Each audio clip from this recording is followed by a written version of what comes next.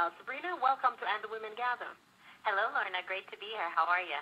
I'm great. I said to our listeners that 15 years ago you had a car accident. Tell us a little bit about that. It left you quadriplegic. Am I correct? Yes, you are. At the age of 14 years old, I was involved in a car accident.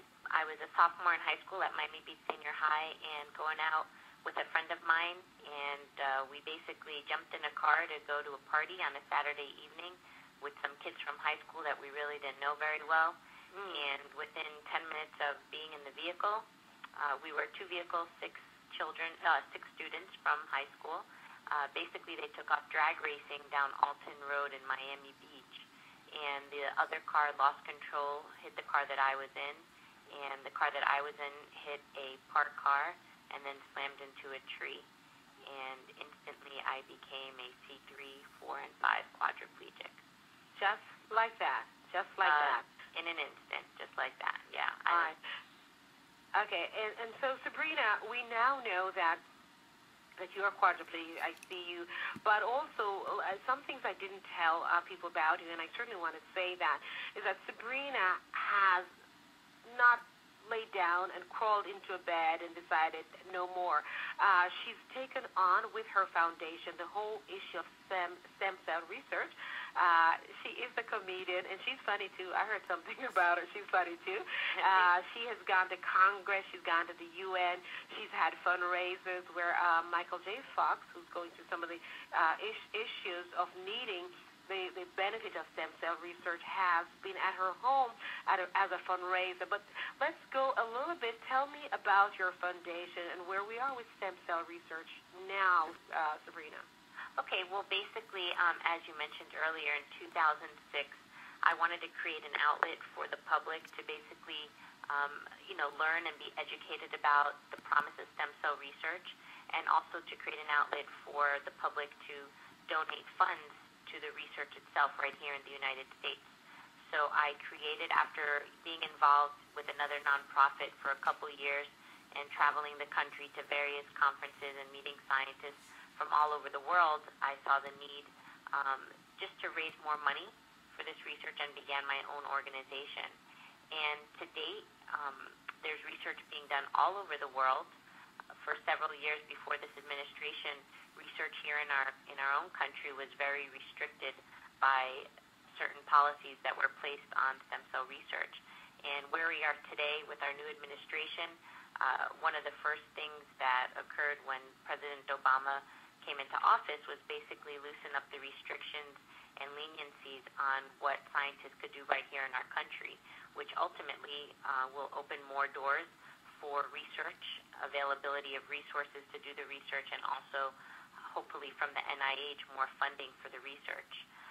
To date, there's people are traveling all over the world. Right here in our own backyard, there's a ton of research being done for all areas of disease, including spinal cord injury, diabetes, heart disease, leukemia, lymphomas. If somebody got burnt, there's going to eventually be procedures where stem cells can help heal wounds and scars. Over 70 diseases can potentially be treated with stem cell research. And a lot of people don't know that. As you talk to people, what is the biggest fear? I mean, I know the issue of abortion comes in. I know the issue of cloning comes in. Are those the biggest fears that people have, that we're going to be doing abortions to get stem cell, or we're going to be cloning? What are you hearing, Sabrina? Well, over the years, definitely opposition talks about cloning and abortions, but I think that the public is beginning to understand more and more that nobody on the ethical side of this research that cares about moving this science forward is interested in cloning human beings or, encouraging women to have abortions, because in essence, the most potential lies in embryonic stem cell research, which has nothing to do with an aborted fetus. Adult stem cell research is showing a lot of promise. Umbilical cord blood, extracting cells from, once a woman gives birth, they keep the cells from the umbilical cord. There's a lot of potential in those cells as well. So I think it's just a major a movement that needs a lot of education. And once people get educated and understand that embryonic stem cells come from day-old embryos that are left over in fertility clinics. And Lorna, to date, there are over 400,000 of these leftover embryos sitting in clinics all over the United States, which eventually will be discarded.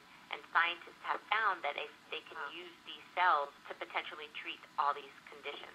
It seems to me that one part of the dialogue has to be education and tolerance, because sometimes it takes us a little bit longer to understand it, because the whole idea of stem cell research really sounds complicated in its thought process, because people don't know when you say stem cell research. Is it a misnomer? Was it badly named or something? Any major movement in history has always had controversy. So I really feel that, unfortunately, this area of science as well has had its own controversy. But I think with education and the public sees that, people like myself and the millions of others that are suffering and the very well-educated scientists that are backing this research, once they understand that we're not trying to bend people's views. It's not about politics, but it's about science and cures to help people that are currently suffering or people that get hurt down the road, to have medical breakthroughs and treatments for these people. I believe through that type of education and understanding, any negative association to this science will be eliminated. Right.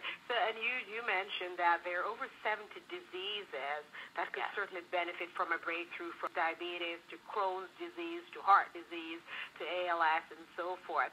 It's a big benefit, and it's a wide spread of demographics that certainly could benefit, yes?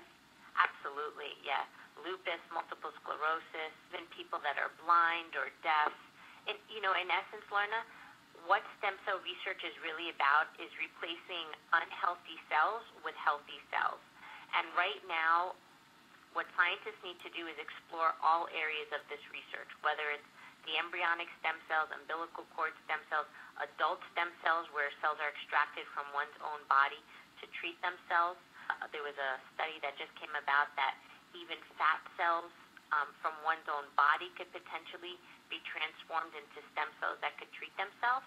So, and that's pretty new. That's like this month or last month, yeah? Yeah, a few days ago, actually. It was in the media, and it's pretty fascinating. And the reason why more and more research is being done is to get away from the more controversial areas of research that the public opposes to. But again, like I said earlier, the majority of the controversy at one time was about embryonic stem cells, but in essence, these embryos sitting in fertility clinics are going to become unhealthy and thrown in the garbage anyways. We've been fighting for that right to use these embryos that eventually will wind up discarded.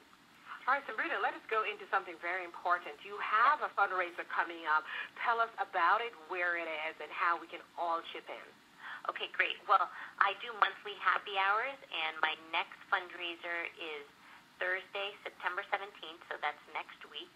And it's going to be a sip and spa happy hour at the Palms Hotel in Miami Beach, located at 3025 Collins Avenue. There'll be complimentary drinks and complimentary massages, half off of all food and drinks, and I'll have a raffle at the event to raise money for the foundation, and anyone who attends that would like to donate to the foundation, it's always an option. All right, and so for people who are listening, if they're in Fort Lauderdale and they don't know, the Palms Hotel that we're speaking about is on Miami Beach. And what time is it? And it starts at 6 o'clock, and it will probably go till about 9 o'clock. And Lorna, I actually post all of my events on my foundation website as well. Okay, tell us where it is. www.sabrinacohenfoundation.org. All right, I want to thank Sabrina Cohen from Sabrina Cohen Foundation, helping us understand better stem cell research and the over 70 diseases that can certainly benefit from stem cell research. And we all want to go out to all her happy hours, but particularly September 17th at the Palms Hotel right here on Miami Beach on Collins Avenue. Sabrina will be there, fundraiser. She'll have a raffle for stem cell research and for her foundation. And so you never know when you or a member of your family could benefit from that research. Thank her for the work she does